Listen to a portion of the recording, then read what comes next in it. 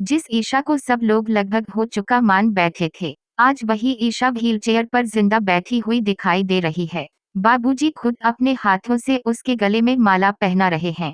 ताई माँ के हाथ में दवाइयाँ हैं और सूरज उसे सहारा देकर घर ले जाने की तैयारी कर रहा है।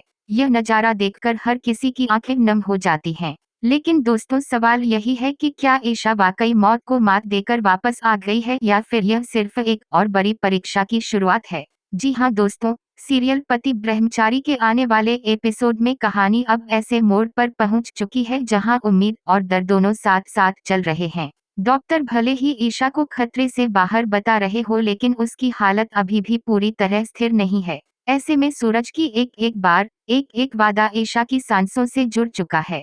प्रोमो में साफ दिखाया गया है कि सूरज अब अंदर से पूरी तरह टूट चुका है, क्योंकि उसे एहसास हो गया है कि उसकी जिद और गलत फैसलों ने ईशा को इस हालत तक पहुंचा दिया। जिस बात को लेकर ईशा हमेशा सूरज से लड़ती आई थी, यानी सूरज का आईपीएस बनने का सपना, वही बात अब उसकी जिंदगी और मौत का सवाल बन चुकी है। ईशा चाहती थी कि सूरज गलत रास्ता छोड़ दे, मेहनत करे और एक बेहतर इंसान बने, लेकिन सूरज उस वक्त उसकी बातों को नजरअंदाज करता रहा। अब जब ईशा अस्पताल के बेड पर जिंदगी और मौत की जंग लड़ चुकी है, तो सूरज को अपनी हर गलती साफ दिखाई देने लगी है। आने वाले एपिसोड में आप देखेंगे कि सूरज ईशा के केबिन तक पहुंचकर टूट जाता है। वो रोते हुए ईशा को पुकारता है और कहता है कि ईशा, अगर तुम्हारी यही आखिरी इच्छा थी कि मैं आईपीएस की पढ़ाई करूं, तो मैं वादा करता हूं कि मैं अपना रास्ता बदल लूंगा। मैं वही बनूंगा जो तुम चाहती थी। बस तुम मुझे छोड़कर मत जाओ। सूरज की यही आवाज,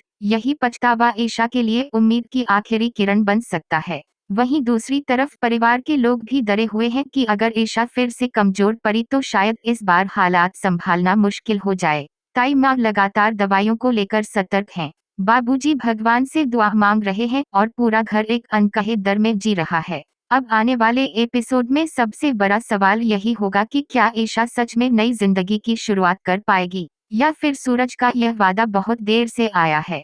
साथ ही यह भी देखना दिलचस्प होगा कि क्या सूरज अपने शब्दों पर टिकेगा, या फिर हालात ठीक होते ही फिर से सब कुछ बदल जाएगा। आगे की कहानी इमोशन, पछतावे और बड़े फैसलों से भरी होने वाली है।